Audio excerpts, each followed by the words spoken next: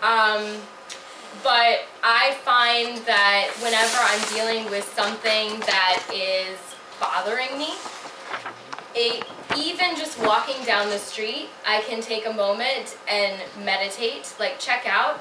And how I do that is like you can pay attention to your movement and use your movement as a form of meditation. It's like when you're kneading the bread, you're using the energy, you're using the movement, and it can be a form of meditation. So like if you look at meditation in that way, you meditate a lot every day actually. That's why frequently they say if you're stressed out and you need to de-stress, if you knit or you do some sort of, if you swim, you do some sort of a skill, in a way that's also meditation. But the difference is you have to be mindful. You have to be conscious to your thoughts and what's going through your mind.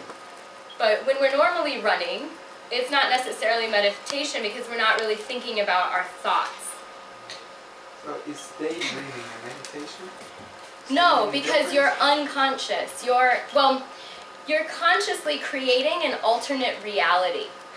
But the idea is to be thinking about your specific thoughts and become aware of patterns in your thinking. So, for example, if I am eating a candy bar and all of a sudden my thoughts in my mind start going, you're already really fat, you don't need to be eating this candy bar, I can't believe you're eating this candy bar, you're such a bad person for eating this candy bar, and then keep going around and around and around and around and around. Those are patterns that I have that are harmful to myself. And so when you meditate and you start thinking, you start recognizing the patterns that you have, and the objective is to, not only through meditation, but through actively engaging in awareness, you stop those patterns of thought. So you can switch the patterns of thought. So, you think positive?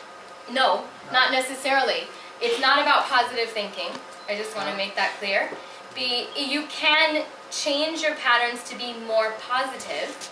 So if you're like, ooh, I'm having a very negative thought pattern, let me try to refocus it. But you're not, like for me, oftentimes what's associated with positive thinking is being delusional. You know, like, I'm just going to pretend that the car accident didn't happen because I will feel better about it. I'm going to be positive about this situation. The fact is the car accident happened. The fact is you might be in pain. You might be angry, you might be some form of upset. You can't deny those feelings exist because they exist. The idea is to understand that you're having those feelings and that eventually you will have other feelings and they will pass.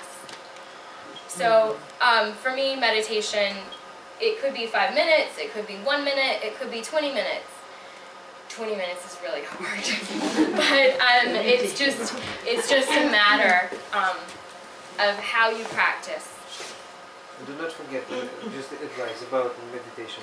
If you hear your own snoring, you meditate very deeply. Yeah. One more question. Do you use a kind of software to prepare PechaKucha? Great question. Let me just show you. It's just so this